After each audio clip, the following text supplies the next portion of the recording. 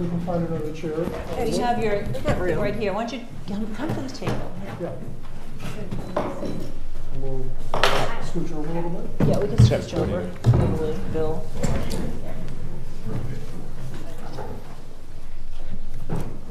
Hello. So he's giving us an updated Is there photographs another of this whole thing. Ryan's lobbying us to Trina, do would you this. bring that microphone around to Kathy? I have another I'm photo. not 100% sure that that is. And I also made a copy of mine for this discussion. I'm going to raise the issue that we cannot accept photos that are... Okay, this meeting of the Westport Historical Commission is called to order. Members present, voting members present. So we have more than 7, which is our full quota. So Catherine and Katrina, you need to decide which of you would like to vote tonight. I'm happy to take minutes if you want to be the responsible one. Did you watch the video? I watch it. Okay. Timothy, did you watch the I video? did. Okay, great. So I went down there as well. Okay. Yeah, what I'm referring to is that in a matter that's continued, and there is a matter like that tonight, members can only vote if they've watched, they're required to have watched the video of the previous meeting in order to be able to vote. So it sounds like everybody has satisfied that. Okay, so you're deferring, Catherine is the voting member. So voting members present: Catherine Repper, Timothy Bryant, Ward Mooney, Garrett Stuck, Deborah Cholfe, William Kendall, Beverly Shuk, and Katrina Strozik is an alternate, not voting tonight. Correct. Okay. So the only one absent tonight is Caroline Volter. Yes. Okay, so we're just going to note who's here, who's not. Thank you. Okay, first item of business, minutes of the February 3rd, 2025 meeting. And I sent you minutes earlier, and you now have a copy in front of you. Any comments? I just have a couple. Nothing on page 1. Nothing through number 5. I have a first comment at number 7. Whether or not you want to put the actual date. You have just certificate issued January 21. I think we should just put 2025. 2025, okay. And note that that certificate was issued between meetings. That's for 7 and 8, bookshelf date amendment. And then same for 1838 Main Road. That certificate was issued on February 3rd, 2025, and it was issued between meetings. Okay. And there's a backstory on that. The reason is the applicant did not put the roof shingles on the original application, so we had to actually do 2 applications. One for a certificate of applicability for the solar panels, and the second was a certificate of non-applicability for the roof, which was the one that was issued between meetings. So why don't I? Okay, so the first one, fine. Both of them will add 2025. The first one, I think it's okay. Non-applicability approved by chair and clerk, so that Okay, applies. that's fine. It was Doesn't really- outside of the Okay, commission. great. The same with the second, but I think we could add there that the previous application, or the application for CA, Did not include the roof. yeah, for CA for solar panels. Solar panels did not include roof. Is this your comments? Okay. Okay. Other? I have one other on the list of attachments. We talk about the 1954 Main Road continuation to the March meeting, and the form was not available for signature, so we had an agreement without the form. Okay. So I would put the continuation into the March minutes, not this one. So we didn't have a continuation. Oh, just the attachment. Right. Okay.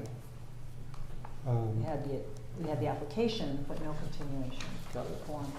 And the last one I have is on the last set of documents or attachments. This is a repeat. This should say 1838 Main Road Certificate of Appropriateness application, and then the next one is Certificate of Non-Applicability application. So 2 different applications. Okay. So they filed the second one after the fact, but attached it to this. Any other all I have. comments, changes to the minutes? I hear a motion. I move we accept the minutes. Second. Okay, all in favor? Aye. All opposed? Motion passes unanimously. Okay, next item on the agenda is treasurer's report. There is no treasurer's report this month. Then we move on to applications for certificate of appropriateness. So 1954 Main Road, Josh Nobel is here. Application for placing solar panels on various roofs. This is a continuation from the February 3rd meeting. And again, I want to emphasize that the members who were not at that February 3rd meeting have declared that they watched the video. I'm not sure I declared that, but I did watch the video. We did as well. So we're all eligible to vote. Okay, Thank you. take it away. Good evening, my name is Josh Nobel. I'm the new owner of 1954 Main Can you go Road. up to that podium, please? Because we got the microphone.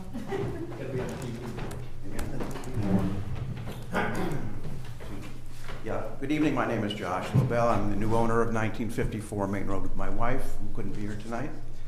I want to thank you for the February meeting and for this meeting as well. I'll just say at the outset that we're very excited about being in the neighborhood and being in the historical commission district. We love the charm of the neighborhood. I wrote a letter to everybody, which I hope you might have seen. So we're very happy to be here. We're also kind of eager to improve our house, and two of the improvements we're planning to do is to replace the oil-based heating system and then also to add solar power. And both of those things are kind of in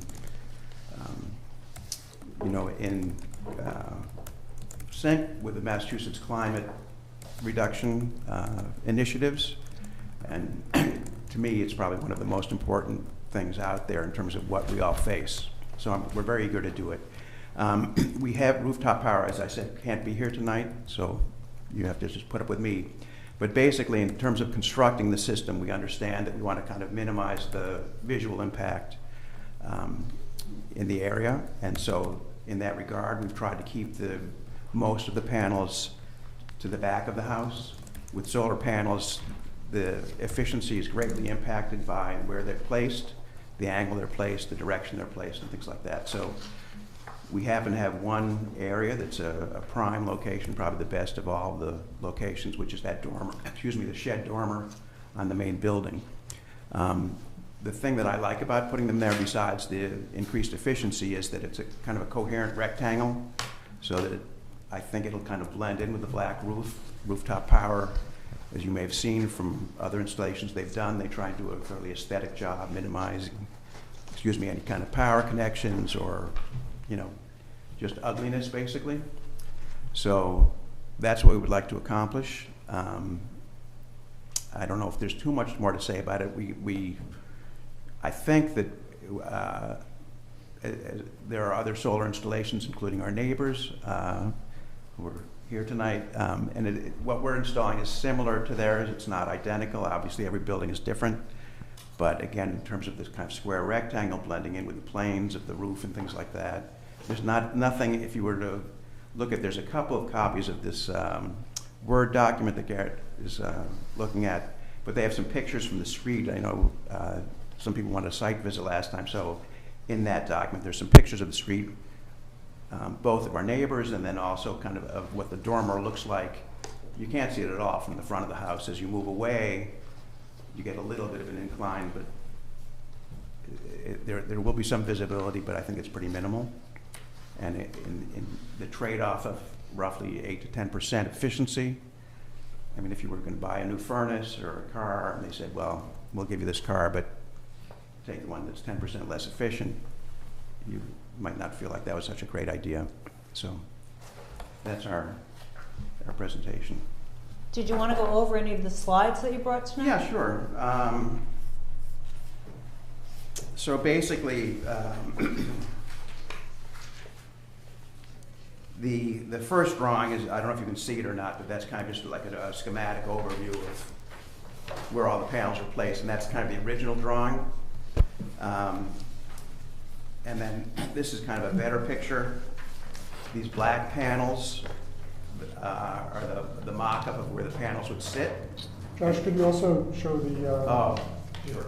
members of the audience? Yeah, the black panels are where the black squares are where the panels would sit. And this is a sky view. So again, the dormer is sort of like at this angle here, so you'd have to kind of look and see how much you can see them at that kind of an angle. Then, in response to your the February meeting and some concerns about that dormer, this is a picture, and I should say also with the original proposal, this bottom picture here is a picture of the garage, and the garage has kind of got 4 triangular slopes. So on the slope facing north, which is the least efficient, it just had 2 panels there. If they move them off the dormer in order to generate the amount of electricity we'd like to generate, and again, it would be about 8 to 10% less than they'd like to generate. All the panels are taken off of the dormer and moved to the garage and put on that north face of the garage. So this top picture here with, the top picture of the dormer is in the upper left here, so no panels there. And then down in the garage, you can see there's a bunch more panels on the north-facing roof.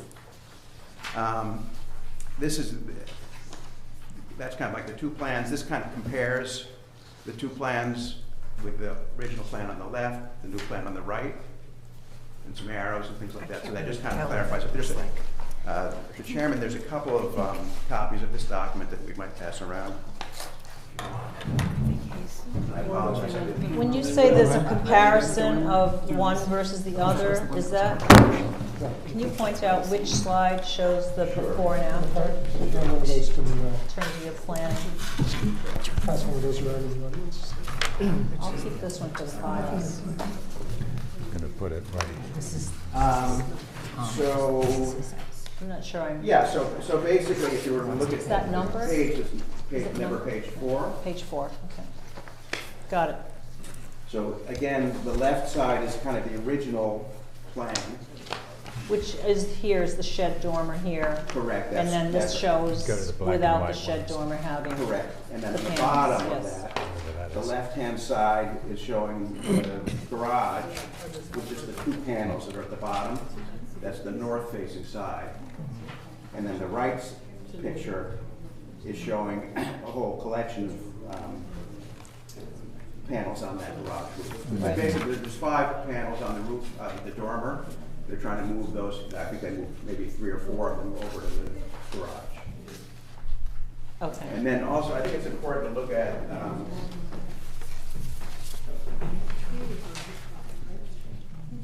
you can look at page 5 if you'd like.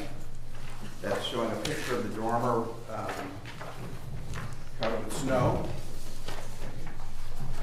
There's an arrow, right? That's where the dormer is, and that's from this kind of southern end of the house. So if you were looking at it in the front, it's not visible.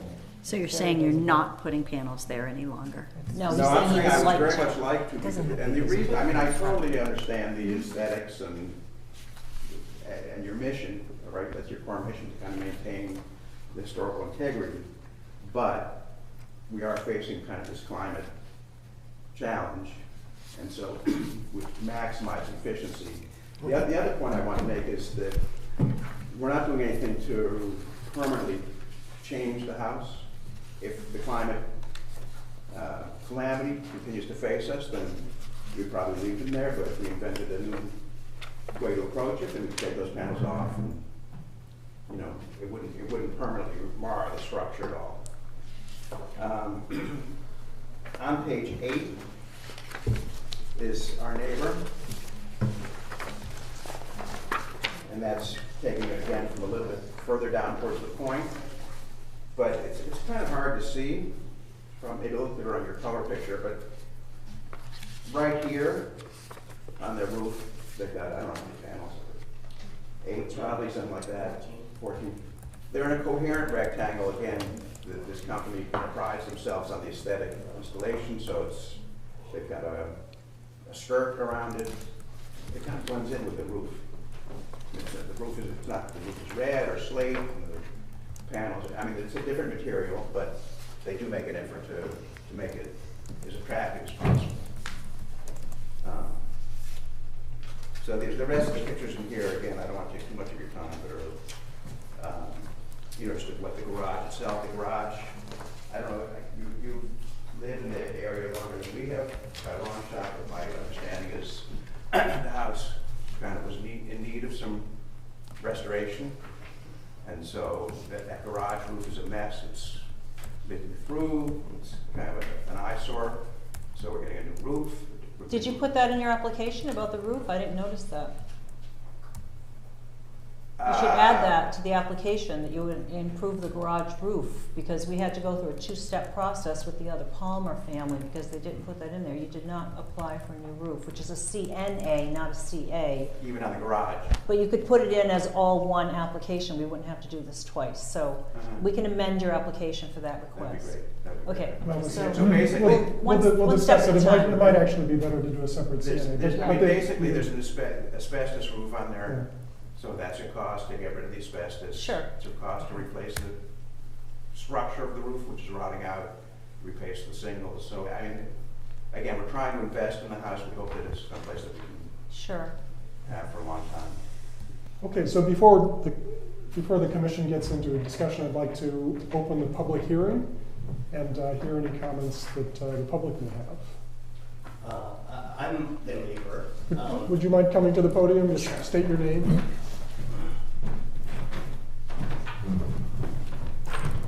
Jonathan Palmer. I live at 1954 Main Road. 1958. I'm 58. Yes, you're 58, but he's 54. P.O. Box 109. We know your address.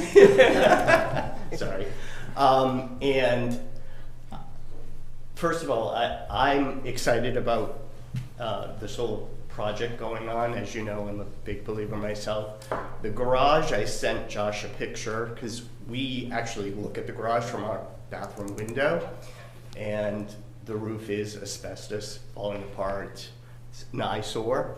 Having a black architectural shingle put on, redone, and you know, the black solar panels that are flat is going to improve the overall look of their property. So again, neighbor, I find the project to be acceptable in my view, but that's, I guess, all I'll say to that. Thank you. Other comments? Just a quick question, the panels that you are putting up, are you putting the skirts on those as well? Yes. Because I think the visuals, the skirts on compared to without the skirts, it's night and day. They look so much better than going through the roofs. I just want to make sure. Right. The vendor. Sorry, would you just mind stating your name for the record? I mean, we Oh, just I'm have sorry, to. Matthew Palmer, Yeah, 1838 Main Road. Okay, great. The vendor that's doing this is the same vendor that actually has done both of the Palmers here. Right. Can you see the panels from the street? Can you see them? Yeah. What, did you go to the site visit? Yes, I You did. did, okay, good. So That's why I'm asking. because- Well, yes, you can. Okay. Just as you can see Mr. Palmer's panels from the street. So if you look in there, there's kind of, if you're standing right in front of the house and you can see the historic plaque that you just replaced, then no, you wouldn't see them because they're kind of at an incline like this as opposed to an incline like this. So if you're standing below it, you don't see it. If you go down the street, you get to a point where you would perceive it. But again, from my perspective, it picks up that rectangle of they have to have a path for firefighters, so they can't just like fill up the whole thing. But it's a coherent rectangle on a coherent dormer. So, I don't know, it might not be that big, different than if we put a big skylight there. Okay, so get it. Any other comments from the public? Okay, then I'm going to officially close the public hearing part of this session, which doesn't mean that we can't hear more comments from the public. It just means that this part has been officially Thank you. taken care of. So Josh, you're welcome to stay at the podium if Yeah, I'll stay. commissioners might have other questions.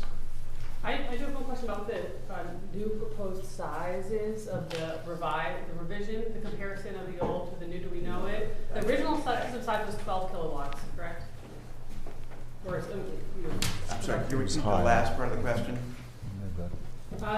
I know the original proposal you provided to the commission was for a 12 kilowatt system. Do you know what the change is? You know what the revision would be for the?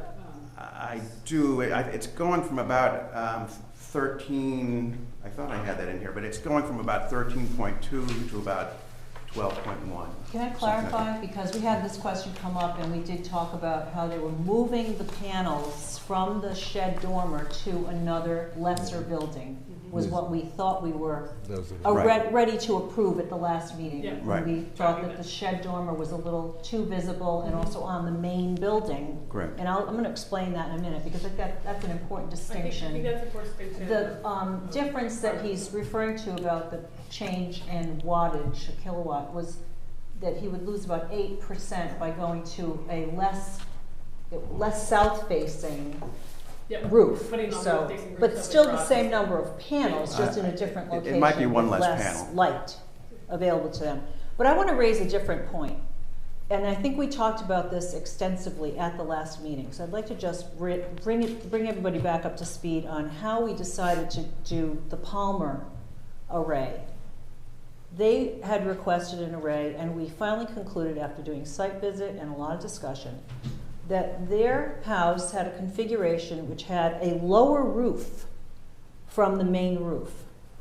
And that's how we were able to justify it. It was not the prominent part of the building where the panels would be located. So you're right, when you see it from a distance, it sort of blends in. It's a lesser roof. It's a less prominent roof. And we were okay with them doing that. They agreed to do a dark roof, and it blended in. And we came up with the sort of protocol that if an array was going to be put on, that we could live with it if it was on a lower, like an L to a building or a Or garage outbuilding. or something that was just not the main house. Mm-hmm. When we talked to you last time, we talked about the shed dormer as being part of the main house. And frankly, the pictures that you supplied to us were very difficult for us to be able to see this perspective. This is the perspective. When you're about 20 or 30 feet from your home, looking up the hill, you can easily see every inch of that roof. And it's part of the main house. Do you think it's an original part when it was constructed? We're not going to go there right now, but let me just say that that is the main house. Mm-hmm. And we tried to describe to you that our protocol that we're trying to develop here so that people can put solar on their homes and not wreck the entire iconic image of the historic district, because that's what we're worried about. Bill has been very eloquent in other meetings talking about how we have these great, beautiful, historic homes. Yours is a very old home, and it's one of the most visible on the point. People will see it up and down the point. So I thought we had discussed this with you last time. When you came up with your letter and you sent us a letter, we all got copies of this letter. I distributed it to the entire Thank you. commission. And you talk about how you lose 8% of your array. Well, that means you get 92% of it. You lose 8 out of 100, that's 92%. And that, you know, to my mind, we're coming a long way to approving your panels at 92% of what you had requested. I take exception to the dormer. I think it's a very visible part of your home. It will be visible to anyone walking up and down that point, and it's part of the main structure. That was our argument to you. But you wanted to still continue this discussion, and here we are again, the site visit that we had, because the pictures that were originally produced were from Google Maps and from a very distorted image of the home. And I don't think it was on purpose, but it certainly wasn't useful for the commissioners to try to understand what it would look like with the panels. So we had to do a site visit. That was very clear. And I think the commissioners now can see that, at least I can see, this shed dormer is extremely visible and part of the main part of the house. It's not on a lower L. And that's the issue. So I'm gonna leave it to others to discuss. Well, Just back to the February hearing. The main thing was the dormer, and also the fact that it, according to your installer, is raised 4 inches. And so we have this not only sitting on top of this, but we've got it sitting 4 Well, inches we above. can just clarify, 4 inches is about like this. Well, whatever My it is. phone is about 4 inches. Yeah, We know what This that's what height I is, mean, but yeah. that's what you see. But it's not like. So that was one of the other things that, of course, with solar panels, they are installed that way. And so Sure. you would, if it was let's say it was a solar shingle or something, it would sit flat on the roof, whereas this is 4 inches. And he was going to also, If you scroll down there was one other thing. Well, anyway, Just gonna put a skirt on it. and at that was- time, I didn't realize I did go on the site visit, and I was able to see that it's clearly visible from the main road. And I must say, the house is very, very, quite a wonderful house. It's iconic. Design-wise, We agree. it's perfect, wonderful house. And I think that would be something that would be quite incongruous on that structure.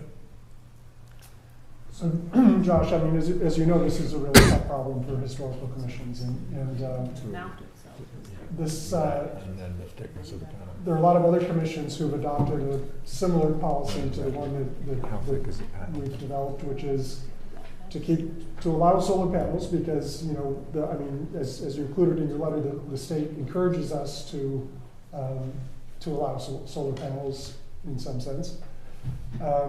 To allow solar panels, but also to keep them off of the main roofs, ideally just on outbuildings, or in some cases, as in the Palmer's house, on a subsidiary roof that's set back from the street.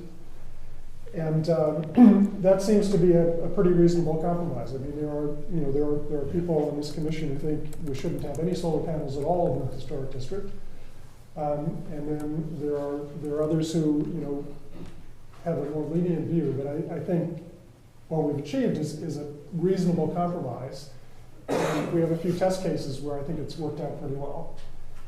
And I think your dormer is just highly visible, and I think in a way that, I mean, if it were, I mean, it's almost going to be more visible because it's on a dormer. It would be a little patch, It's more prominent. of different color black, shinier than the rest of the roof, very visible from the street.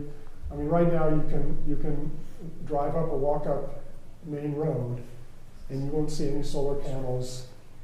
Most of it. I mean, if you stop in front of the Palmer's house and look down the yard, yeah, you'll see it.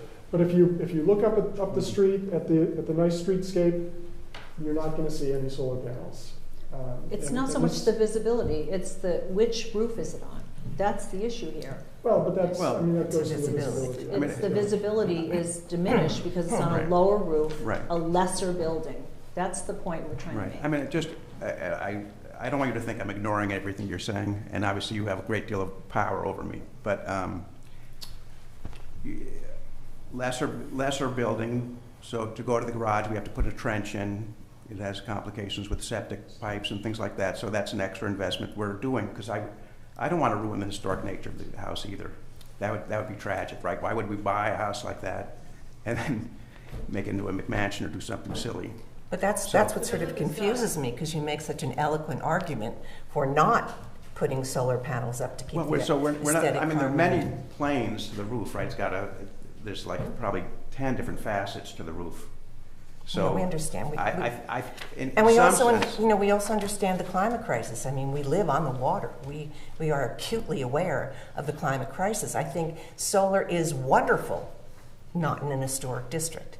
And I think, there are a lot of ways to save energy, unplugging lights, turning them off, a number of things you can do besides just solar panels. And as Deborah said, if this is only 8%, you're losing 8% of Well, the it's efficiency of it. I don't know, it's more than 8%. we but want to came be up with the numbers, reasonable. not us. You told us it was 8%, so we're just repeating it back to I you. think If it's 8.5, 8%, then you're getting 92% of your original plan. It's a- That's just math. So I'd like to hear from some of the other members of the commission. Well, looking at the rail configuration, it's going to be above that roof, about this much. So it's 3 3/8 Yeah, for the 3 rail, for the rail, and then 1.2 inches for the panel. I mean, my suggestion is the mock-up, so everyone can This look is at just, it. this is 8.5, so that's 4 1/4 right here. But That's how it is. it's going to, you are going to see it from the street, and it is exactly going to be reflective. And it might, what we're looking at are these two-dimensional images here. It's going to sit up, and you're going to see the shadow line on the top of it. So, I mean, I don't think it's great. You're not altering the historic fabric of the building, but you are adding this to the area. If there's another area to put it, I think it would be preferable, the secondary area. So I'm not sure if I fully understand why you can't put more on the garage. Well, the garage is 4 triangular Yeah. planes, so they just don't fit. And plus, you don't want to put one Yeah. facing into the tree and to the Can you neighbor's go house. around your septic system instead of trenching over it? Well, it's not actually trenching over, it's just crossing the streams, I basically. mean, I think over the garage is much more I mean, preferable. yeah. Yeah. I'm sorry to interrupt you. No, We're it's definitely okay. putting them over the garage. Yeah, yeah. That's part of the, I mean, we're trying, I totally agree with your mission, and that we want to keep it an historic building. I mean, So it's just- these things are a fact of life, though. So the question is, how do you reconcile that with Right. the nature of the historic commission or the historic district? I have a historic house. I wouldn't want to put that system on the front of my house either. I'd want to put it somewhere you don't see it. And I have a carriage house that faces south. It would go over there, and that's what I would do. So I'm with the commissioners. I think you're going to see it more than we actually realize, just because of its profile. So in a condition like this, I would make a mock-up of it and photograph it. We effectively have a mock-up because the same system is installed I on see. the I neighbor's see. house. Yeah, And, okay. It's a lower elevation though. lower Higher- elevation. higher height. pitch. Yeah. You're not going to see it on John. Yeah. Yeah. But, It's- I mean, conceptually, pitch. I'm not opposed to the idea of putting it on a shed dormer, mhm. but you know, if it's really that visible, I went down and looked at it, but I didn't walk down the street. So that picture there. This is the perspective Yeah, I from mean below. it's see the profile of this roof. You're going to be 4 inches above that. You're going to see a shadow line all the way around the edge of it, and it's going to be. The other piece I think we should mention is that one of the key features of your house is this The cupola. cupola here, Sure. and which your eye is naturally drawn to. And part of the challenge of putting this panel right on the dormer is that's right in the sight line of looking up. Your eye is naturally drawn on this property. One of the very special things that I've loved my whole life is the way your house, the aspect of your house and that cupola. It's very special. I strongly recommend against putting solar panels on that dormer because of that very iconic sight line. I think it'll be hard to ignore in the same way that the Palmer's house, by putting them on a sub building in a way, we were able to navigate in a way that I think it came out quite well. With this property, I think you really do have to keep those panels off the primary structure of the roof. And also it's worth mentioning the precedent that we would be setting by allowing it on the dormer, because the next people that come before us and say, well, 1954 was allowed a dormer. Yeah, And my we have to- understanding though is I think that each case is considered individually, that we aren't supposed to Right. set precedents or whatever, but. Trying to come up with a guideline. Right, but I think our guidelines, we have guidelines and we spoke about them, and our guidelines very clearly state that, you know, we will accept solar panels on, you know, diminutive roof, not on the main roof. And unfortunately, I mean, it's a beautiful, beautiful home, but the roof line, the only place you can put it, it's on the main roof. If your addition wasn't in a, you know, the L part, if it wasn't an addition and it was the main roof, it wouldn't have gotten approved either. I mean, it's just that your roof line allows you to do that, and unfortunately yours doesn't. And it's a drag, but it's. I just want to clarify that we do not yet have written guidelines on this matter, but we are. It's we evolving. Well, we have developed, I think, a consistent Yeah. policy. And We we're spent quite soon- some time at the last meeting Yes. discussing it and outlining, and maybe it's not a separate document. Yeah, but we will, I mean, that's one of the matters we'll take up soon, is to actually put that into our official. You know, the guidelines. other thing I want to raise, Mr. Lobel, is the fact that, you know, we agree that over time, technology changes and you have to adapt to it. So maybe at some point in the future, the so-called solar shingles that are in development, and we've had a couple of meetings here showing and learning about solar shingles, they're just not quite there yet. They're probably, for your future of solar on that part of your house, perhaps that's something you should continue to monitor, and maybe someday there will be a solar shingle that we could accept that would not have the profile issues that this application would have with solar panels. So as technology develops, there may be a time that many roofs will have solar shingles if they're acceptable looking. We just don't know, and we continue to monitor that. So I wouldn't give up hope on the solar for that part of the house, but it's not there today. Right.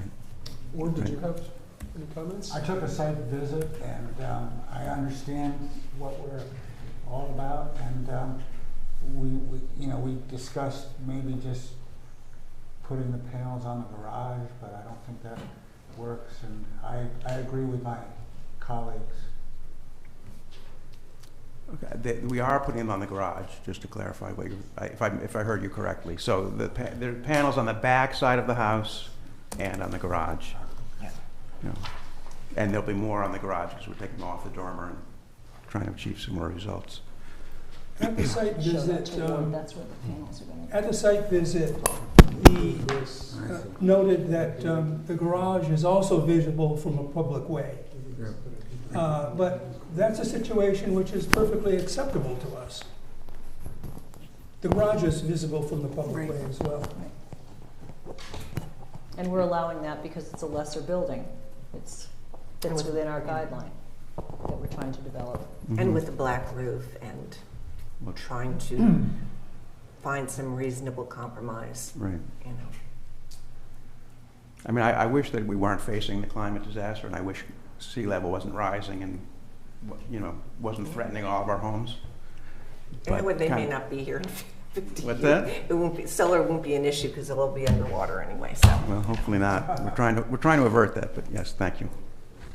Okay, so I just want to clarify what the options are here. So there's the option you presented, which is to have the panels on the shed dormer and the roof, the garage roof rather.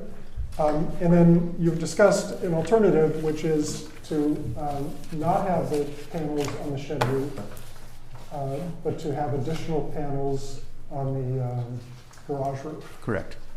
Okay. At the last meeting, the contractor who was here made an adjustment to the spec and crossed out the shed dormer panels and removed them over to this location. And we were somewhat, I think, close to getting to a vote at that point, and then we tabled it and did the continuance. So this is the last proposal that your contractor was able to identify on the actual application. So that's one option. Okay, so yeah, so procedurally, I guess we could. So I don't want to hear any motions yet. I just want to clarify what's possible here. So we could vote on on the plan that you desire. We could vote on the alternate plan. What would you like us to do? I mean, we could do both. I think we might as well go on record as taking two votes. Okay, do I hear a motion to approve the original plan with the solar panels on the shed dormer? There's no such motion, so that plan is denied. Motion Do I to hear deny. A motion to deny. Sorry, okay, motion to deny, thank you. I second that motion. Okay. Let's do a So who roll call vote. moved? Bill Did did, you move to Bill deny? moved to deny. and Kat seconded it. Okay, so we'll do a roll call vote. Beverly Shook, deny. William Kendall, deny. Deborah Chialfi, deny. Karen Stuck, deny. Ward Mooney, deny. Timothy Bryant, deny. Catherine Redford, no. Okay, so that application is denied. Now, do I hear a motion to accept the alternate plan? Does the which homeowner want us, so the homeowner proposes the alternate plan? I think you agree that we could vote on? Yes, absolutely. Okay. Yeah. Okay. So do I hear a motion to accept the alternate plan, which has no solar panel on the shed dormer, but additional panels on the north side of the garage roof, as indicated in the drawings that we have? I move to accept that plan as contemplated by the contractor and documented on this spec. I second. Okay, let's do a roll call vote. Beverly Shook, aye. William Kendall, aye. Deborah Chialfi, aye. Garrett Stuck, aye. Ward Mooney, aye. Timothy Bryant, aye. Catherine Redford, aye. Okay, the alternate plan Great. is approved. Thank you very much. I'd like to add, though, to your application that you will propose to, or we can do a separate application, on the garage roof would be replaced with a dark colored roof. Same as the house. is Same what as the our plan house. would Same be. as the house, yes. So should we do a CNA for that? That would be a serious. Yeah, so do you know Materials the are changing. Do you know the details of that? Do you know if there's going to be any, I mean, will you be replacing fascia boards, gutters, anything besides just I don't reshingling? think there are currently any fascia boards or gutters on the structure, but the structure of the roof itself, the wood is rotted through, so that the wood will be replaced, and then Okay, so have the maybe same we materials should as on the have roof. for that. Yeah, so we'll need an application for certificate of non-applicability, if it's really just reshingling, or a certificate of appropriateness if it requires additional work on the roof. And I think we can waive the fee for that Yeah. if you need to come back for a certificate of appropriateness. There's no fee for the certificate of non-applicability. Okay, There's great. no need to wait for the next hearing for approval of a CNA, That's right. right? So if it's just, if it's got non-applicability for the roofing materials and color, that can be approved. Between meetings. Between meetings. Oh, it can? And, yeah, Okay, great. And Yeah. if you submit paperwork, and it can be. Okay, Clerk and the Right. chair have the authority to approve that. great. So- If the fascia board has to be replaced and it was a like for like, does that require a public hearing? Not if we consider it to be like for like, and it would be eligible for a certificate of non-applicability. So we need to assign monitors, and we need to sign the off on these plans, so I can Right. issue the certificate. Okay, monitors? Who wants to monitor this? You want to monitor, Kat? I will. Okay, Kat's gonna monitor. I'll And monitor. Beverly? Okay, Beverly and Kat are the monitors.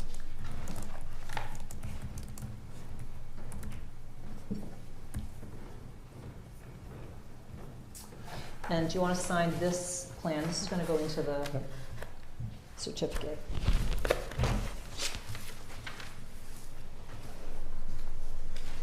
Bill, do you want to sign the plan? And Garrett? You need 3, right? I thought you needed 4. 4? Do you want to sign? Four I'll would sign. be a quorum. I'll sign one.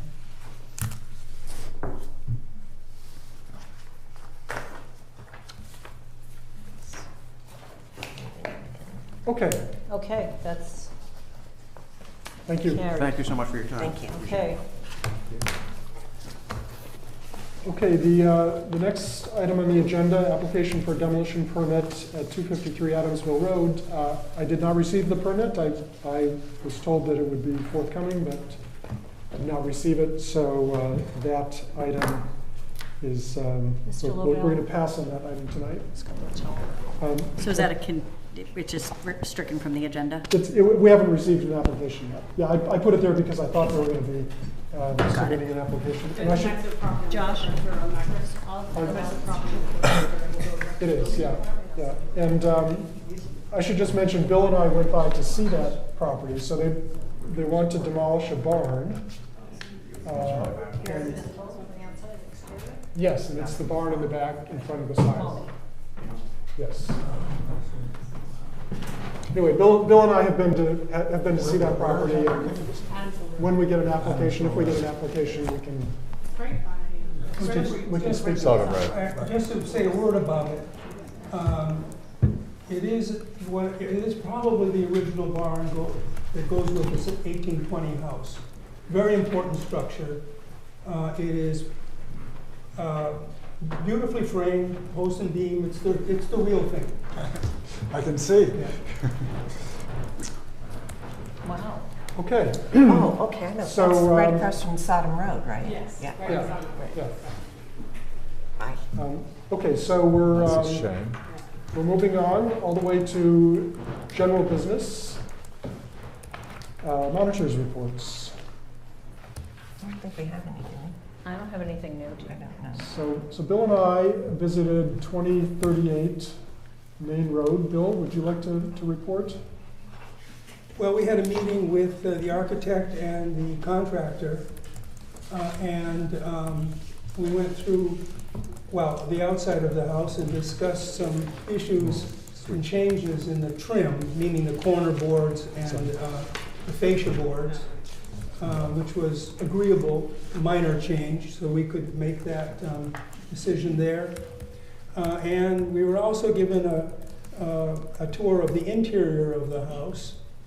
And the question was how long it was taking. Well, I don't know why it is taking so long, but we do know why. We do know that the interior of the house, sadly, was very much deteriorated. And that was quite surprising. I'm talking about an oak frame that was riddled with either carpenter ants or termites or both. And it just was something to think about on Westport Point. I don't think I've ever seen a building that has been that ravaged by these insects. I mean, you have an oak timber, which is a summer beam. It runs down the center of the room. And it looks great on the outside. On the inside, it's hollow. So structurally, they've had to really reinforce everything, and it's taken a lot of time, and I might add a lot of money to do all that. So, And I would just add that you know, this is the kind of thing you don't discover all at once and then fix all at once. I mean, they keep discovering. Did they have any evidence of that in the outbuilding that they raised by 1 foot? the building that was raised by 1 foot, again, looking at it, had the same problem. Okay, so, Yeah.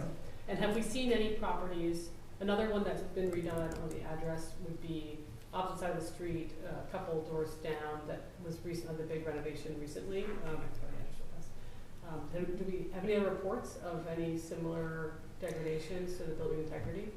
You know, no, and the house right to the north of 38 is by an architect also, and he showed me he has a beam in the center of the living room, 1775, I think.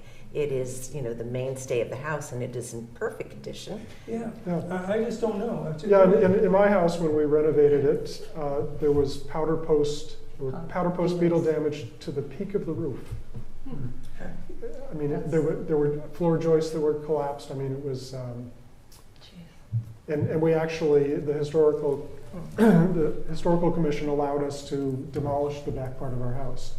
I don't know if anybody here was on that. And was commission. that also deteriorated by post beetles? Yes, and the floor joists had collapsed. The Yeah. back part of the house had pulled away from the rest of the house. So I mean, it was. Yeah. So you know, just a second. What Bill was saying. I mean, they have spent a lot of time doing, you know, the best they can there, and they're refurbishing some of the windows. They're having, you know, replica windows made. They've left things in place that, you know, questionable whether they really needed to be left in place. But anyway, I think they've done a great job. They're doing a great job. It's taken a lot of time. And I think in the end, it's going to be a very satisfactory, very, very nice outcome. On the inside of that house, it has a chimney breast wall, around the chimney, a beautiful raised paneling. It also, in the same room, and this is the front room, has a wonderful corner cupboard, 18th century corner cupboard. And in the bedroom upstairs, it also has a chimney breast with wonderful raised paneling. That's all intact, it stays there. The fireplaces have all been carefully they haven't been touched, but they've been reinforced in the cellar and also reparged up in the chimney. So that's been preserved. Yeah, so I mean, just to summarize, I think the project is going well. It has taken a lot of time, but I think they're doing a good job, and will continue to do a good job. And I actually, the owner called me. He was quite upset at some of the things that were said at the it was the January meeting, and there were personal attacks. There was speculation about the owner's motives, and I just want to remind the commission that it's not professional to say those things, and it's not our role to speculate and sort of question the personal integrity of people who are doing the projects. Okay, any other monitors' reports?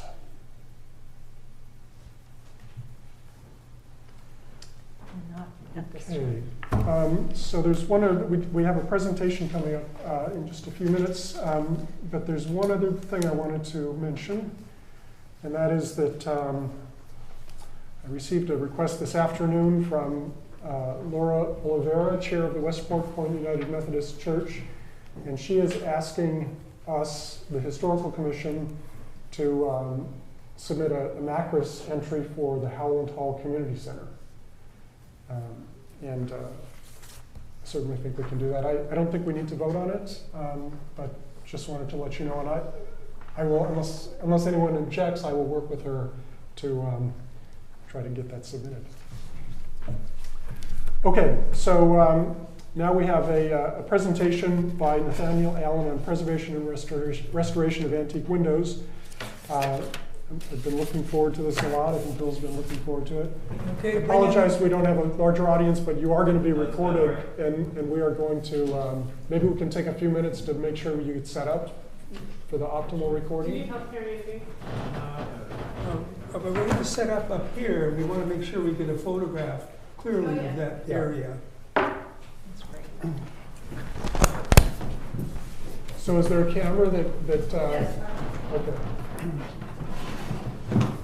This is great.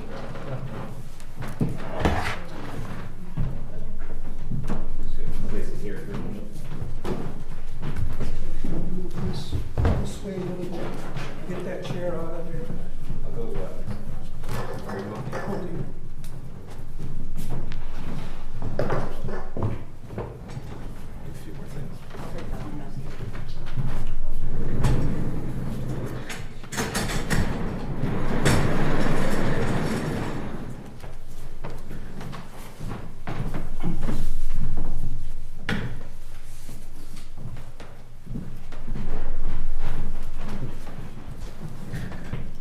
This is great that you got him to come in.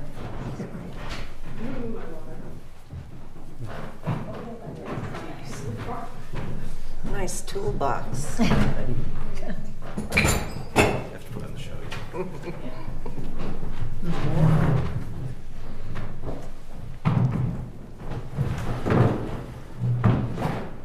Great window.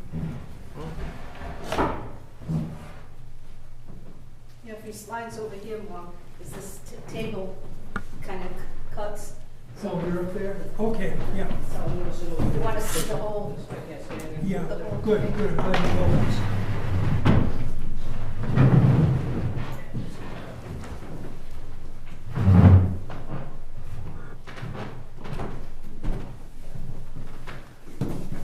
Yeah, if you shift over this way a little bit, be able to see more of the bottom, because this hides the bottom of the. The camera's up here. All right. I have some clamps. I can stand up on the table if Sure, everyone's well, Okay. I can get, yeah, whatever.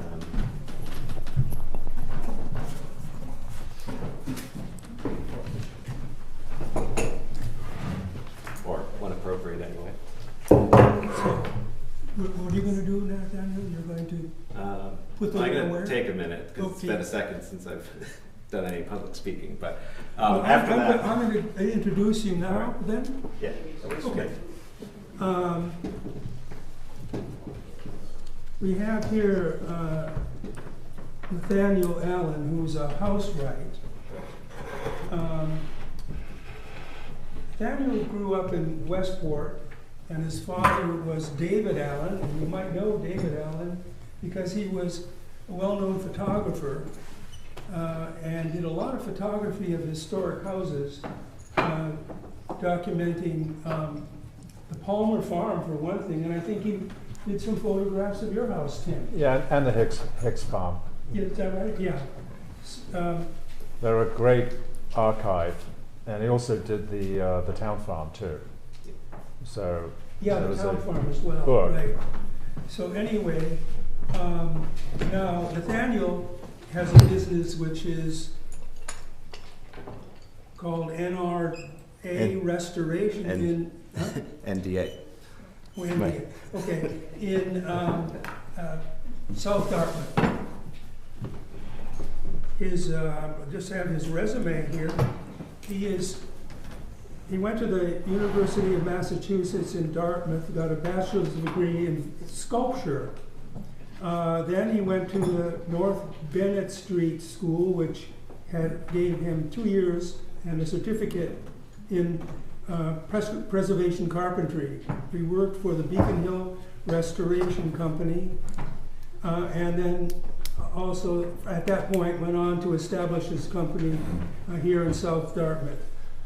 He's a specialist in stabilization of restoration timber, framing, sill work, design and construction of timber frame buildings, restoration and reproduction of doors, windows, and miscellaneous architectural elements.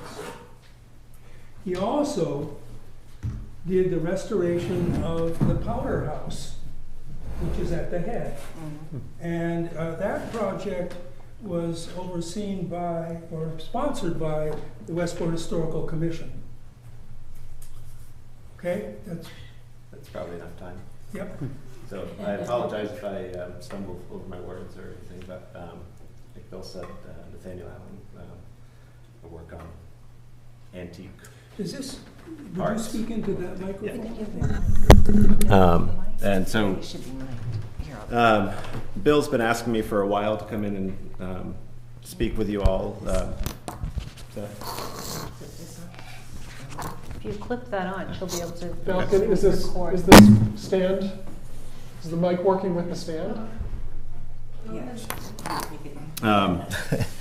So Bill's been asking me for a Stands okay. It The is? stand Okay, is then okay. you don't need that, okay. for a while to come in and just, I guess, familiarize the board with just the dynamics of an antique window, and with a specific focus on sort of the serviceability. And Can they see that now, the whole window? No, it has to Yeah. either be over that way or up on the table. no, here we're That's a,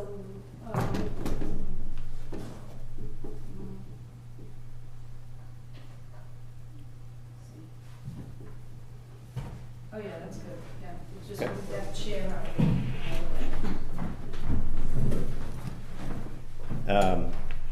This talk is being filmed and will be archived, so we'll be able to refer to this meeting when we have our discussions of windows, which are quite frequently discussed. So I don't know. I'm open to any sort of guidance on this, but a brief, just sort of introduction to this, just the object. You know, earlier on they just started off as truly just openings, you know, in the sidewalls of buildings. evolved into a more casement-style window, and that dominated until about the end of the 17th century, when somebody developed the sash-style window, of which this is an example. Largely all of those early windows were applied to the exterior of the building, so all of your glazing was simply attached to the sheathing, which would come in right about here. We're all familiar with the way a window works anyway, or especially this type. The lower sash is generally referred to as a double hung window, but more specifically this is a single hung, in that the upper sash is fixed into the jamb, the joinery of the jamb, and it is only the lower unit that actually functions. It's not until really the mid-19th century that it evolves into the more what's called a box frame, which perforates the envelope of the building and is built out of smaller dimension material by stock. And both of those sash would be fully operable. The upper one goes down and vice versa for the bottom. And I guess anatomy is fairly straightforward once you familiarize yourself with it. The whole unit is a window. As I stated, it's a single hung unit. This is the frame. These are the sash. Uprights are sometimes referred to as stiles, and then you have a head and a sill. And then within the sash themselves, you have stiles, rails, and then muntins.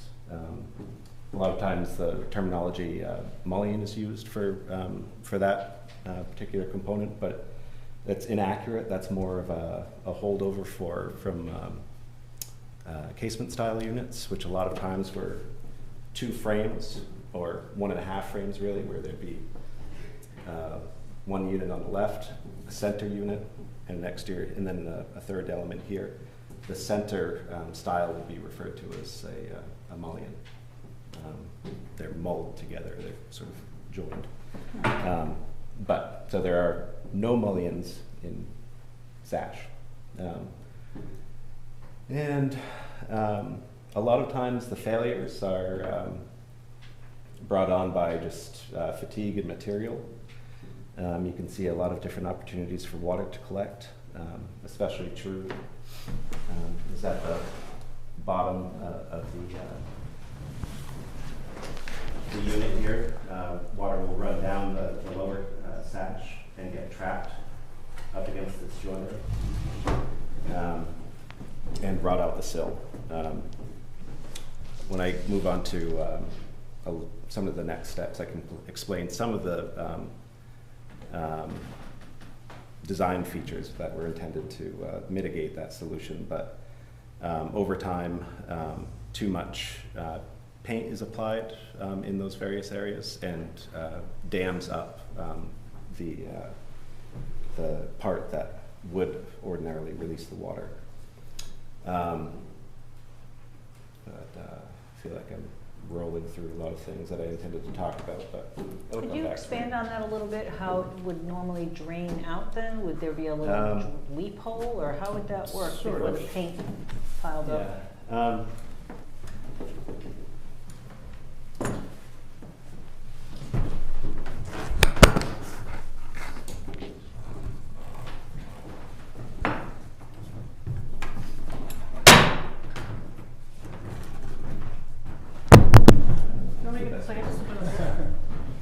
This way.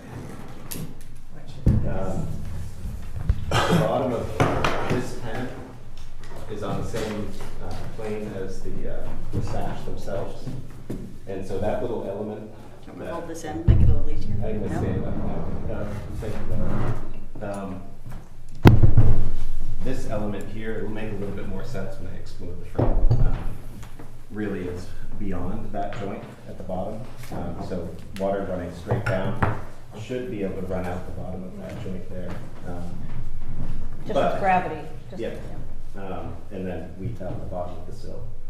But subsequent paint jobs, and especially Some improper paint jobs include painting this element here, which is intended to be a wood-to-wood connection. But too much paint will build up on the back side of that and cause some issues with the way your sash sits as well. And just a question about, so where the stile meets the sill, I imagine a lot of painters would caulk that. Oh yeah, and that just hastens the issue. That's But, bad. Okay. You know, a couple centuries of paint will do the exact same thing. And then, yes. So that's really the part that really deteriorates. The rest of it is pretty much stable. For the most part, yeah. Another area that's fairly similar to this but does not have the same drain would be here at the bottom of the upper sash. But there's just no real way around that without overcomplicating the system. But that's a place that can be easily be repaired, whereas Right. this down here is something that has to be. And what you see here on my particular example is just these sash are reproduction from the early 20th century, whereas this is an early 19th century jam. And the sash simply were made in the factory and not measured as thoroughly as one might like. So I just added those to get everything to sit tightly. How old are these windows? Well, these are from the early 20th century, the sash are, but the frame itself is from a house that I think is somewhere around 1810. And for those with storm windows on their This, exterior, yes, this one doesn't have it, but the primary source of failure is probably painting over weepholes of the yeah, storm. and there are issues with storm windows as well. You know, you have the issue with an exterior storm window is when you have an interior window or just your simple window is a little too drafty and hasn't been tuned well enough. Too much paint on the bottom and it can't quite close, so you have a draft there. Sometimes just a little bit of that rattling. Warm air from the interior will come out and the moisture will condense on the backside. And not only is that bottom weep hole that was originally designed there, but now you have a gasket that the painters will come along and caulk on your storm window as well. And again, they do, even triple track systems will have little weep holes, but those get painted very quickly. And if they don't get painted, they get filled with dirt and debris very quickly as well. When the windows were originally designed, when you threw out the sash, was there anything that kept the sash up? Or In not certain- even like your ruler? In some very high-end examples, a lot of times there would be the back side of the jamb would be hollowed out, and there'd be a single sash on each side that went up to a sheave that was typically turned out of fruit wood, and they're pretty rare. So it's very typical to, when you open your window, you need to prop Yeah. it open with something. Yeah, They don't stick on their own. right. Do we know what There were no age- springs or balances or even those weights that came into the Victorian period. Yeah. These windows do not have. Yeah, wait, Yeah. Victorian, the springs were, what era is the spring? It started really fast in the 19th century, but my assumption is the reason that this particular style of window was called a sash was that the original version of them did actually have a sash that went, up and over. So this would just be a sort of a budget version of the same thing. Is that from a home in Westport or? It is. Too bad it's not in the home. This is true. Yeah, must be pretty cold. Right. So we've done mild functionality, a little brief history, some basic anatomy of the unit. I guess I could break it down. I guess on the Well, interior. wait, before you break it down, Nathaniel, I just want to point out that, you see how thick that is? That's why you see on the point, the windows are projecting out. It's 2 called a inches or so. They project out from the wall. It's a function of the construction of the actual building. So it's called a plank frame, Yeah. and it's attached to the wood sheathing on the outside of the building, whereas the post and beam structure is sheathed with oak planks, whereas the weight and chain type ones that you see are put on stud walls instead, so they have a thickness to them. So these were attached from the outside of the building, or from the inside of the building, to a hole that was cut in the oak planking on the outside of the building. So something like the Handy House or some of these other ones were that period. So they had 1 inch thick oak planks basically that stabilized, created a sort of a membrane, not a membrane, but a diaphragm, if you will. And then these were just nailed on. I mean, and that was it. Shingles on the outside, maybe something to stop the wind from blowing through the cracks. And then on the inside was lath and horsehair plaster and newspaper. And that was the wall section. Yeah. There are some, throughout the history, there are some elements to keep out the wind. This particular unit, they bypassed this flange here. You would have typically had maybe a wooden clapboard or even just stacked up shingles that would fit into that groove, and the sheathing would be back here, and so that would, any wind or rain would be deflected by what we now have flanges on modern windows. But this one also had, on some of the windows, the south and the west wall, I believe, there was a little bit of oakum that was tacked onto the backside before they put it up on the wall. Before you take that apart, the town is going to take that apart because actually this unit probably came in pieces and then was assembled on the site. Now, did you turn that upside down? I just want to show you something. This is a window head up here, but you see it's the splayed head, which is a replica of a keystone from the Renaissance Roman and Renaissance Italian architecture. So it's a replica of something that was made out of stone. Okay, so I just want to show you something else from my collection. I'm going to put that on top of the bottom. Okay. Because that's where it won't go on there very well. Okay, so this is a weather cap. This is 19th century, which you see on the point. I don't think you see many of these. This is 18th century. This is one big piece of wood. In fact, this piece of wood was so big, it goes from there up to there, and then it's worked with planes or whatever. And this piece of wood here is the flashing. Rather than a metal flashing, it becomes the flashing itself. I think a little piece of that's broken off. And that's the molding that goes under it. So that thing sat up in a 1750 house. So that's the difference between what you have here and the earlier design. And this is an actual replica of an 18th century molding right there. So a decorative feature which is quite strong and don't see very often. I got this out of a dumpster from 1750 house that was having vinyl siding put on it. And was it that prominent? It would almost be a little awning over the window. Was that it was that prominent over the window? That was the style. It's a That nice was little- the style for two-story houses. Yeah. So you see this on many houses, but it's quite For a that. hefty design feature. Then I just, again for Michael, and I'm donating this, of course, to you. Great. This is a reproduction. The window sash he's showing here is a new sash, but this is a reproduction of a 1750 window. Now what he has here is a federal window. So let's just show the difference between the heftiness of this.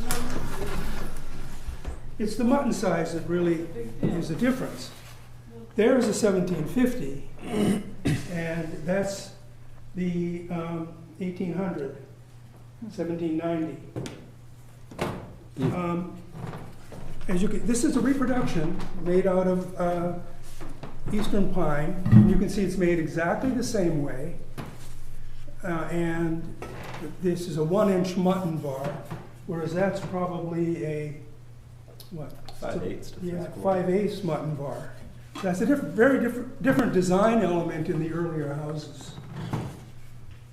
All made the same, all mortise and tenon, all put in with little wooden pegs. Okay, Good. I'm done.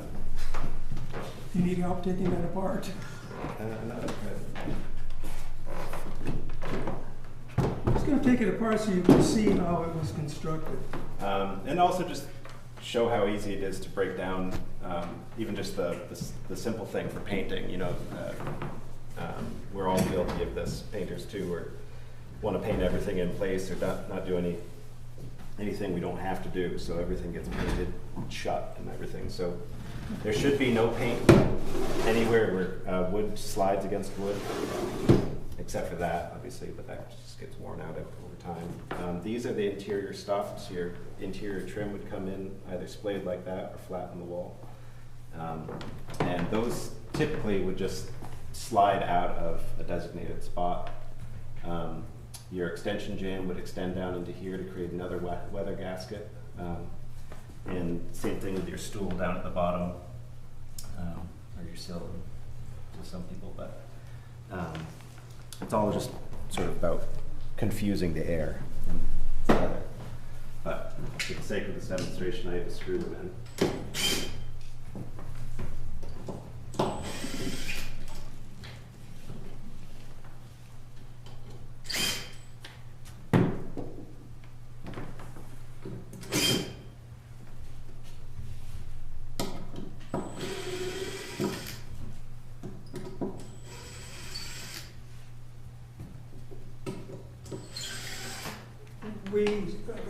I spent a long time talking about proportions of the windows and the fact that these older windows, like the Febra window, is very slight.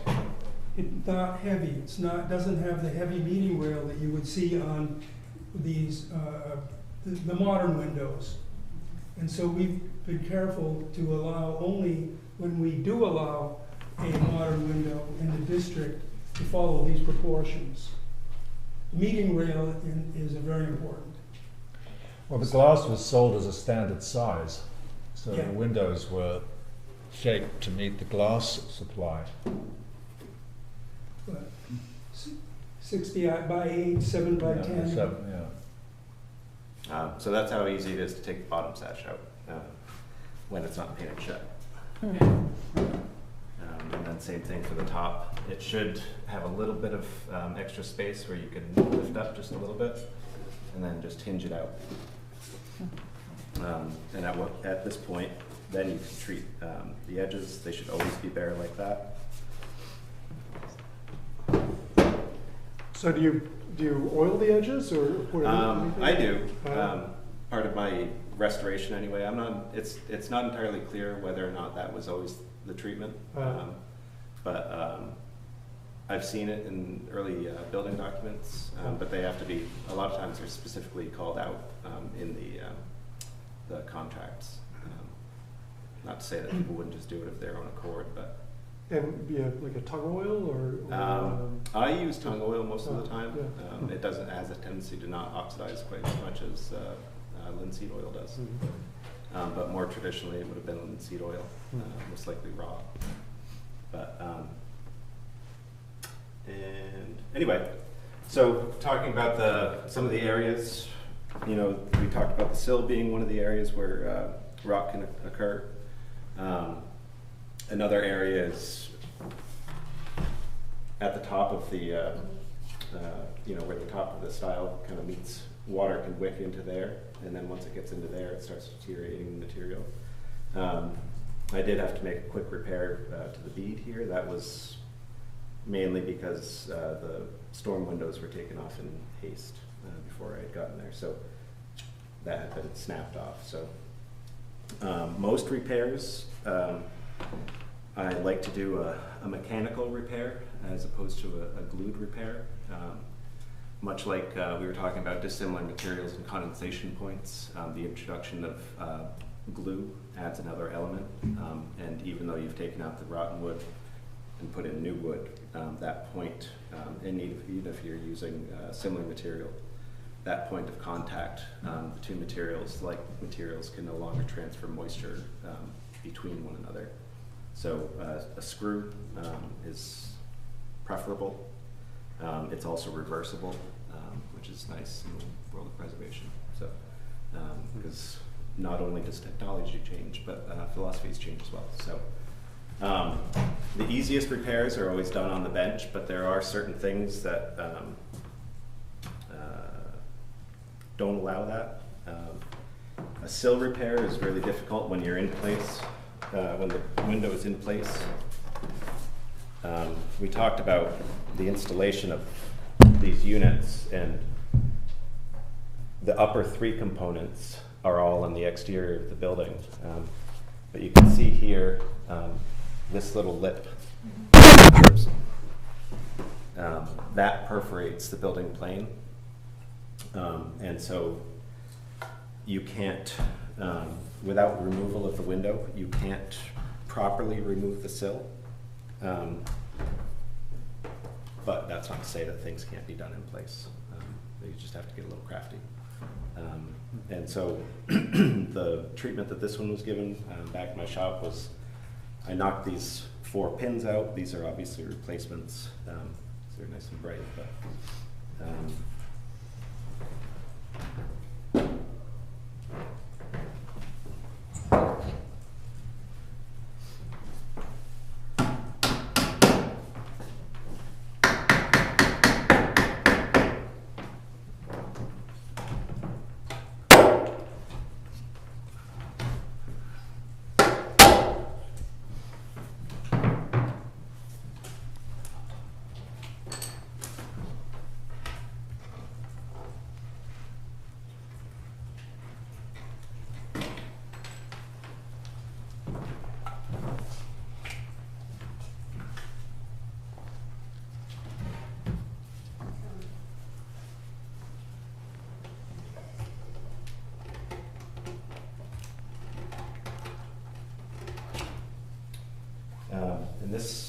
the pins at the intersections of these are a little bit more complicated than just putting the tenon in a mortise and then drilling a hole and driving a pin. They're drawboard.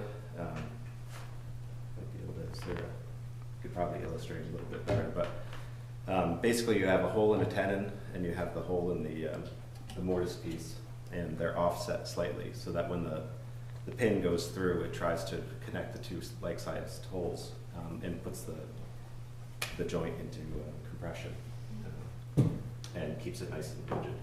A lot of times that gets fatigued with age.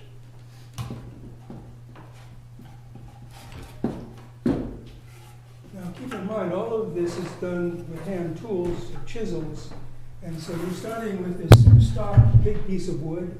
It has to be, which is rough sawn. It has to be hand planed, and these mortises, you can see, have to be chiseled out. I'm not sure what the best thing is to do with these, but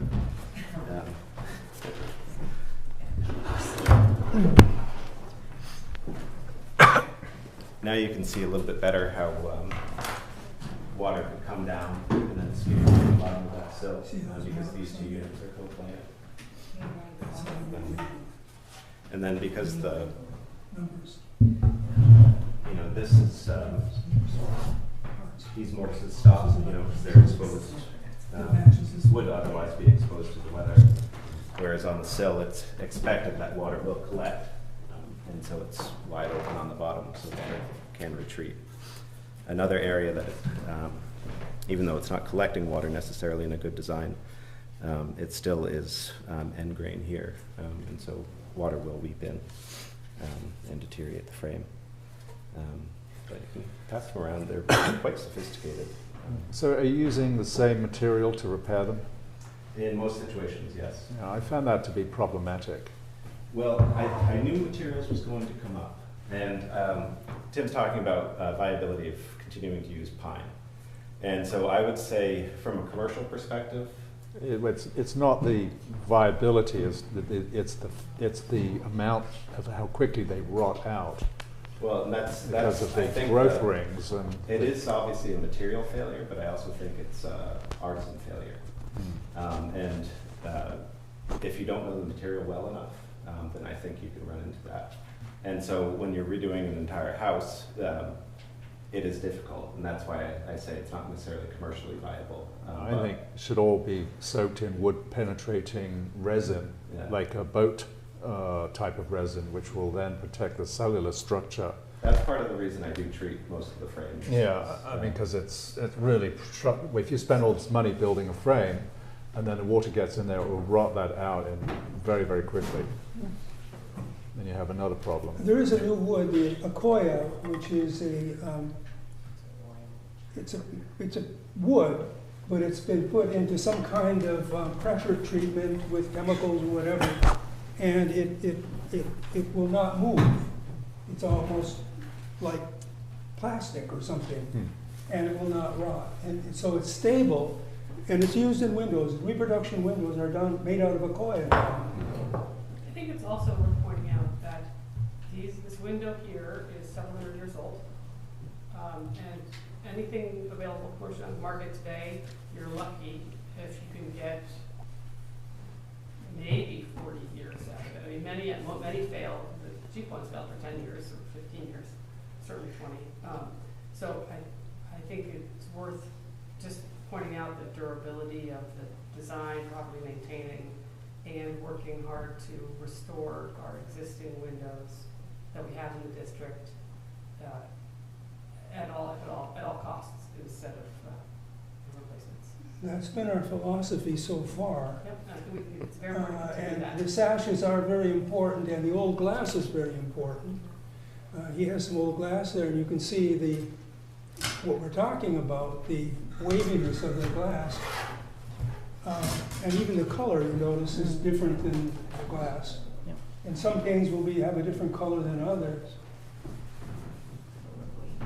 They I do love make that waviness. They do make restoration glass. And sometimes when you buy glass that's the restoration glass, it's new, it becomes too exaggerated. So you gotta watch out, because it has to be just what you see right there. Nathaniel, do you think this is wavy? Did you say this is wavy? Define wavy. See that? Yeah, no, that's the only wavy I think. Oh, no, look at Well, see it's hand blown, right? You So see the that? way So that you can see is it's not. See how thin it is, too? It's not consistent. And then So if you look across there it, are a then couple of there's the way. techniques of making the glass. You see the bullseyes in windows. So they would spin that and make a giant dish, and then they would cut the sections out of that and use the bullseyes as the waste part in windows sometimes. Or the way they make restoration glass now is they spin a long cylinder. Sometimes it has more air, so it's got heavily seeded, so the air goes into the glass, or lightly seeded, you have small pieces. But it's a very different sort of technique. But then they put that, they'll score a line down it, and they'll heat it, and then that folds out onto a large sheet, and then they cut it into sections. So finding actual wavy glass in the old style is not that easy. So the fellow that worked on my house actually collected old windows that were being thrown out. So it's all that wavy glass you'll see, and it's so charming when the sunlight comes through it. You just get all these beautiful waves that you don't see in modern glass. I agree. Also, we have here a window that's been exposed to the weather for 200 some years. And look at the condition. That would last hundreds of years if it's painted.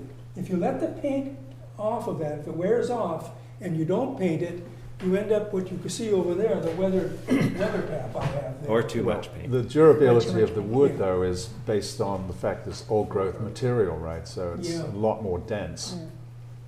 It's true. Well, it's the ultraviolet light that really gets the wood, and once you got that paint on there, it protects it. Can we talk briefly to optimal ways to do smaller repairs on the wood? Maybe, we're talking scarfing joints, is it preferred or is it better to use variations if you do have to do some work on them, you know, Mo- mo- epoxies. Most people use epoxy, right? Wet System System. or anything like that. It's the easiest way to do it. But I think that's good for the record to say that you can do small, you can do repairs. You can do topical repairs. And- Too much and, epoxy creates, Yeah, you can do is.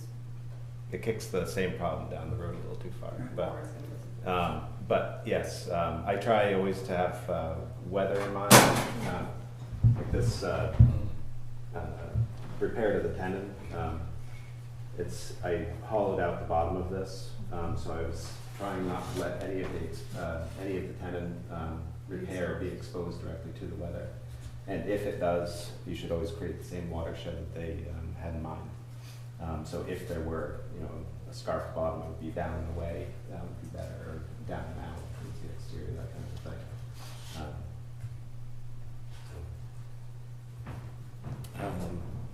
I have a sash here that most of the time would be thrown out. I didn't have any significant parts to replace in this window here, but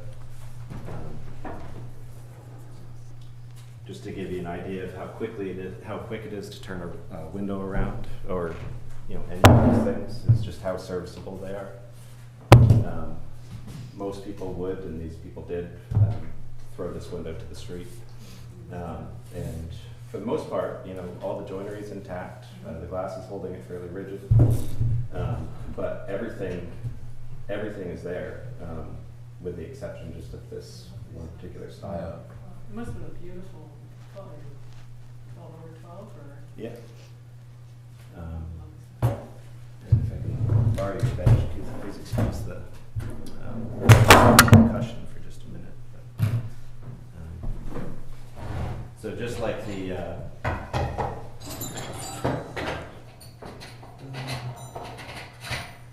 plank frame, it's just jawboard. Knock the things out.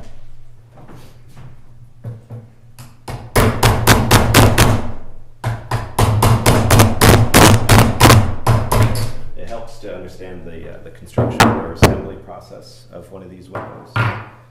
If this were, you know, one of these rails here, it would be a little bit more complicated to repair it because I would need to take the entirety of the window apart, which is why I chose this window over some of the other ones, or the sash.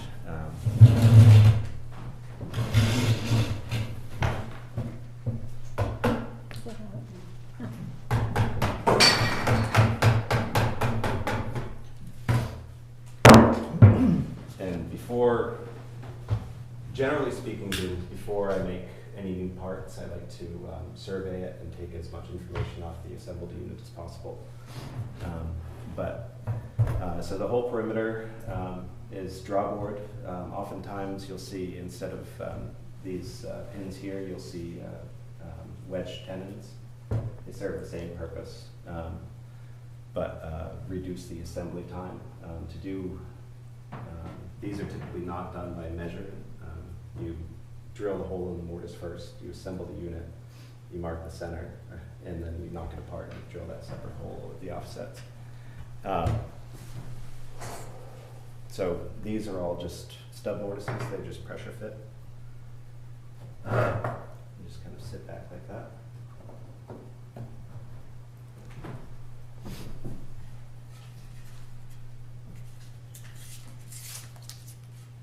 Notice how thin this is.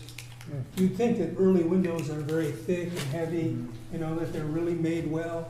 Well, these are only made out of 7/8 of an inch wood. They started with a stock that was like 1 inch, and it was then planed down to the 7/8. And it's standard. It's used on doors. It's used, everything that's made out of is 7/8. Like that reproduction window I showed you.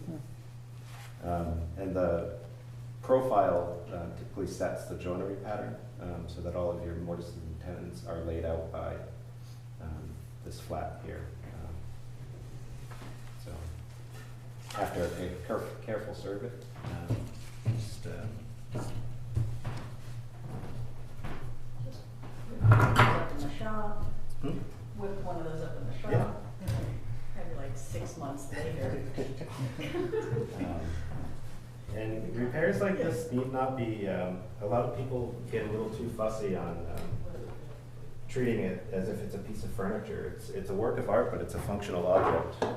And so all work should be done accurately, but in a workmanlike manner. So bottoms and mortises don't need to be cleaned up. You don't have to be overly fussy about what your tendons look like, per se, so long as the joinery works. You can repair a window. And if you know what you're doing and you have the right tooling, this repair, from the time that I pulled this out of the woods behind my shop and selected a piece of material, this whole thing was done in about 40 minutes probably. For you. And then, Yeah, well, exactly. that's what I meant, the skilled hand. And so you have to know what the object is, and then you also have to know what you're doing, and then you also have to have the tooling for it. So, but the skills are not inaccessible. And are you using traditional hand tools to create in this? this or- situation, I did. Uh-huh. Well, So your mortises are made just with a chisel, then, without? no. I use a hollow chisel mortiser to Okay. cut those. It's the same idea. Yeah.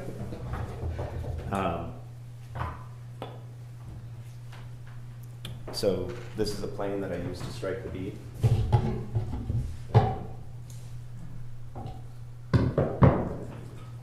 This cut profile.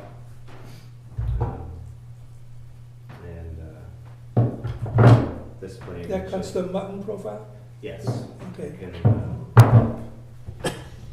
a lot of times you're looking for, a lot of these are custom and regionally specific, so the likelihood of finding the exact right plane maker is not very high. So, How about for cases of trying to remove paint and old paint from muttons? Oftentimes I find it can be a little challenging in trying not to damage the mutton when you're trying to remove the paint on it. Any recommendations? Trying to find your little profile helps. If you're doing it, if you're doing your own I thing, love wire brushes. Oh, okay. Take as much away with a paint scraper as you can, Yeah. and then get in there with start off with a stainless steel, Yeah. go to brass, and then downshift. Is that with the glass in or out? Well, Well, that's a whole. Because you can ruin the glass Yeah. completely. Depends. I mean, Yeah. notionally, I try only to redo the ones that need the paint repaired, but I do replace my windows. And there's some that I find that build up of paint is enough that I have to take them down. I'm trying very carefully not to damage the profile of the muttons. It's a lot. But it's not undoable for like a Joe Schmo homeowner to do glazing oneself and, teaching these skills. It's tough to glaze a window properly. It takes a few thousand. It's not It's easy. helpful to do it on a window or house, you want to do the house first. And then just a fun thing to sort of point out too is if everybody takes a close look at this window, I didn't notice it when I pulled out of the sash rather. There's a variety of names that have been etched into the glass here. And it's all just a bit of the Fabulous. building's history that somebody was willing to scrap. Wow. That's a shame. I forget which side it's written from, probably from the inside. Oh, yeah, I see them right here. That's great. Cool. And they go down into this pane as well. Who are they that put their names on the glass? I just noticed it 2 days ago, so I don't know. I'm assuming one of them was the resident of the house anyway. It appears- Errant school children. Yeah, I mean, kids would do that, right? Kid would do that. I encourage it. It's like you do in the sidewalk when there's fresh cement, you'll put your hands. Wow. That's great. With a diamond ring. Wow. And then, as far as Exactly. other basic repairs, the horizontal muntins on the upper sides, a lot of times that little glazing bar is an area that gets a lot of direct weather and also UV damage. So as soon as you're all right, as soon as the glazing and the paint goes away and the sun gets at it, it's as damaging as the water is. And so a lot of times instead of a rectangular profile, it becomes a little bit more of a triangular profile. And at that point, it's very difficult to get a good, strike a good run of glazing, and you have to get a little bit more sculptural. And so most of the time what I do there is, if I have an inventory of windows, which this one, I have 7 or 8 that were all fairly similar in size, so you can just swap parts if they're in better shape than the ones that you have. Actually both of these, you can see this side here, the weather, as it spills away, this would have been the position for this unit. And same thing here, it's fairly apparent which side is up. Unfortunately, those are areas that are a little bit more easily done with glue, but the glue joint is on the interior, and I try always to not have just a simple glue joint. I've always create at least 3 sides. Even with this repair here, I rabbited out the head casing, so there's glue on the top and on each of the sides. It's just unavoidable in certain situations. And so if I need to replace a glazing bar, which this is actually a sort of an in-situ repair that you can do, is you just score a line, top and bottom of it, nice and deep, with a utility knife, and then snap the bar off. You have to do it with the glass out. And then use about a 1/8 chisel and just sort of cut a trough. And then you just pressure fit with glue and it'll stay. But the glue and everything is on the interior. I've been using cyanacrylate. I think it's like a super glue that wood turners use to stabilize burl. So when they put it on the lathe, it doesn't blow apart, which I use on raw wood like that to actually fill the pores. I don't know if you ever use that, but it's different from wood penetrating epoxy, but it does actually work and hold stuff together. Okay. Like if you have rot somewhere, you can just pour that on there and it just makes it a whole mass of gluiness. And then these are some weather strippings that I use to enhance the windows. We always hear about the drafty old windows, but this stuff works. This is great. The copper or brass? Bronze. Bronze. That particular one, yeah. It's cushion bronze. That's good. There's another company called Resource Conservation Technology, right, that they make compressible rubber bulb strips for these kinds of windows. This is kind of great, but that stuff also works. In terms of attaching this, it's just Nailed. brass nails. Bronze. Right, small bronze. Yeah, bronze and nails. that particular, I use those, both of those together. I use the cushion stuff. And that goes on the side or on the bottom. And then we cut the opposite of the silicone sort of flange on that into the sash itself, and that handles the friction a lot better. Just on the sides. On the sides, and then there's a slightly different product for the bottom, but that could be used on the bottom as well.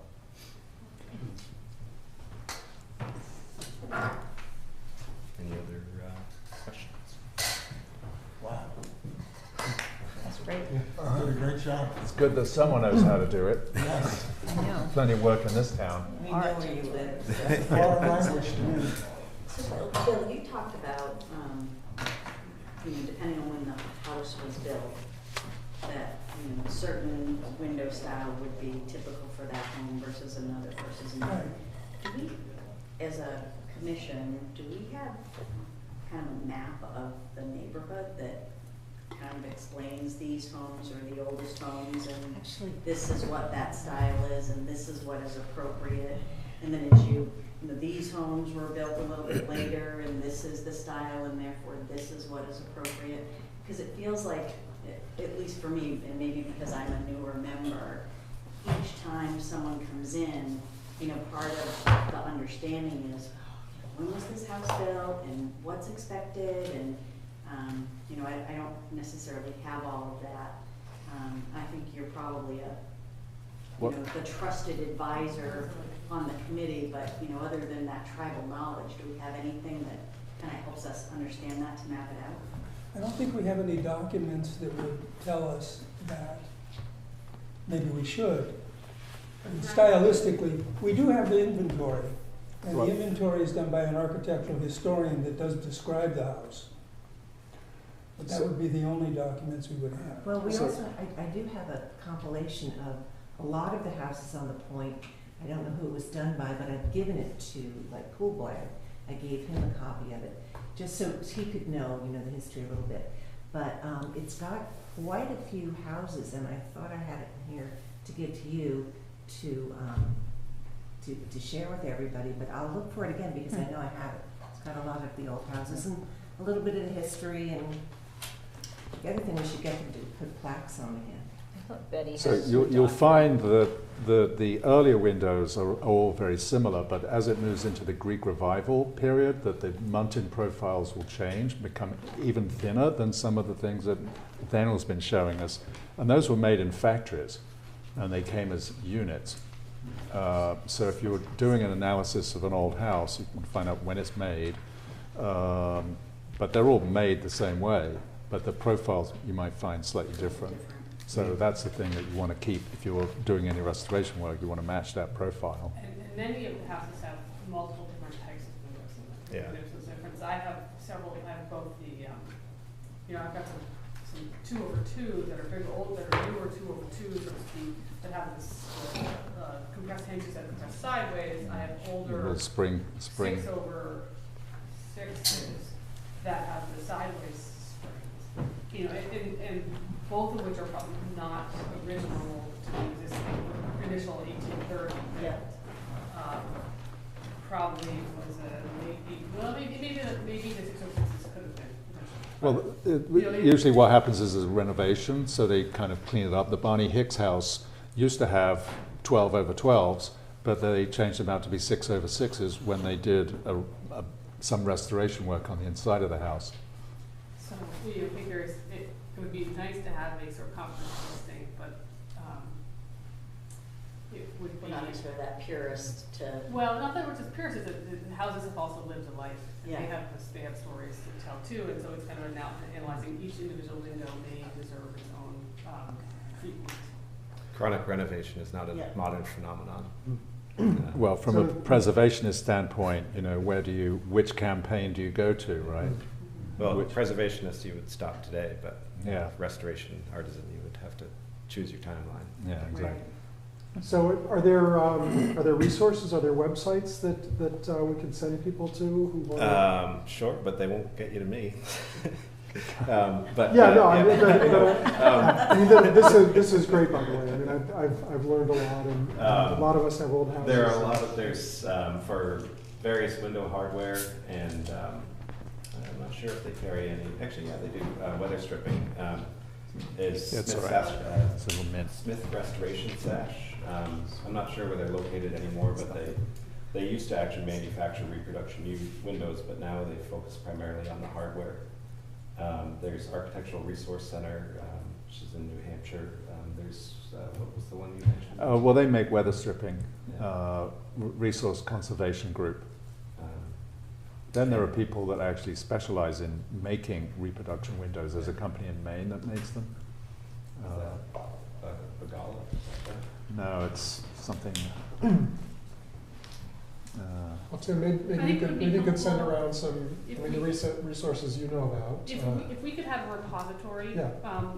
not to sort of steer business in any specific way, but to here are some available resources and some artisans. Little Harbour Windows in Maine, they make reproduction windows, Greek Revival sash, all that kind of stuff. Because there's a number of architects who are actually doing that kind of work.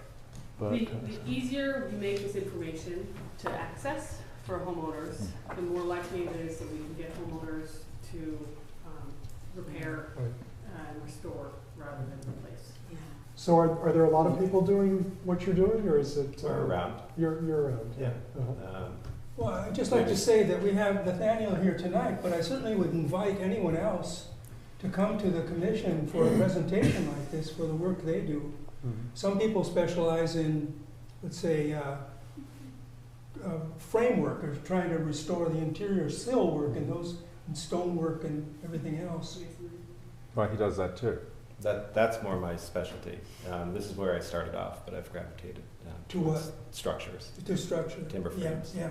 Well, I think sill work is certainly needed on the Cape. I've gotten so many phone calls from people Yes. wanting to know something about rotting timbers in the cellar and the floor falling in, Mhm. or a sill sagging on this side. So, and I don't think many people do that, you know, that are, I don't think people in just general construction would even get involved with it, so it's nice to have. Well, there are lots of people doing that kind of, like if you're doing work in Nantucket or someplace like that, Yeah. you can't just tear the sill out and do whatever you want with it.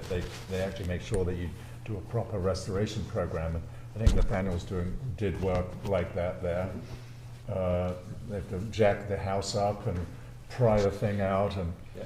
stick it back in there without taking the building down. So it's fascinating to see how it's done, but there are a lot of people doing it.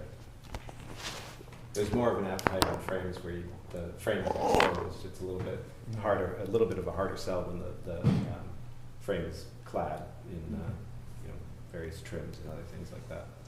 I want to mention one thing about the glass in the windows. The newest development is thermoglass, and not that it can fit in that window. It could if they made thermoglass in 6x8 panes like that. Thermoglass is like a thermos bottle. It's not insulated glass, but it's glass that is only like 1/4 of an inch thick.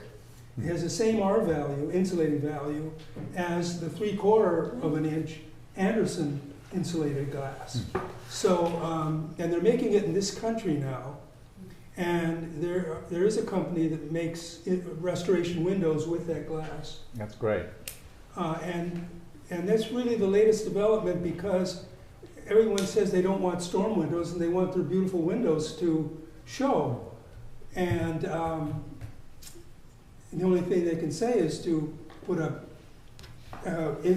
panel on the inside, which they don't like, or put in new thermal pane windows.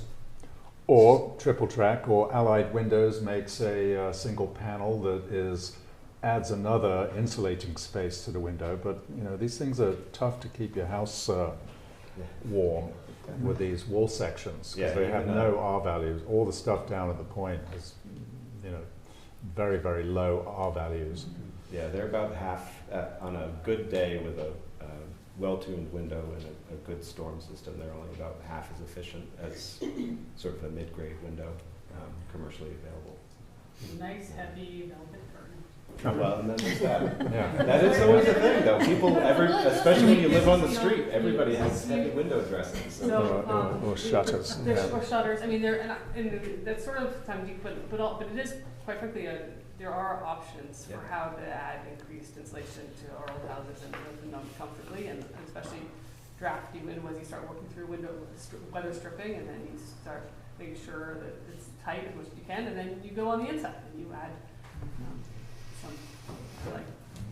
Okay, I think we should wrap this up. Thank you very much. Thank you, And Nathaniel. this has really been helpful. It's been great. Windows have been a real problem to us, and now we have a film, a document, Yes, that we can refer people to. yes. And they are. whole house.